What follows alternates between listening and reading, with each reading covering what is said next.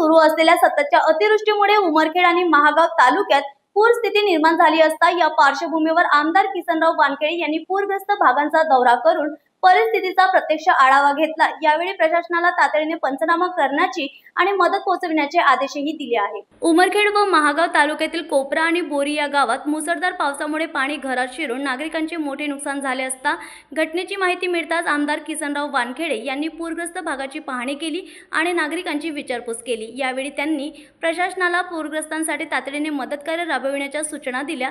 प्रत्येक ठिकाणी पोहोचणे शक्य नसले तरी प्रशासन फील्डवर उतरले असून शक्य तेवढ्या ठिकाणी त्वरित मदत पोहोचवली जाईल असे त्यांनी सांगितले। पंचनामे तातडीने पूर्ण करण्याचे आदेश देत आमदार वानखेडे यांनी संकटकाळी जनतेच्या पाठीशी खंबीरपणे उभे राहण्याचा विश्वास दिला। या पाहणी दौऱ्यावेळी सुदर्शन पाटील रावते, कृष्णा पाटील देवसरकर, परमानंद पाटील कदम, राजू वानखेडे यांच्यासह अनेक मान्यवर उपस्थित होते। न्यूज एक्सप्रेस साठी उमरखेड वरून विश्वास काळे यांची रिपोर्ट।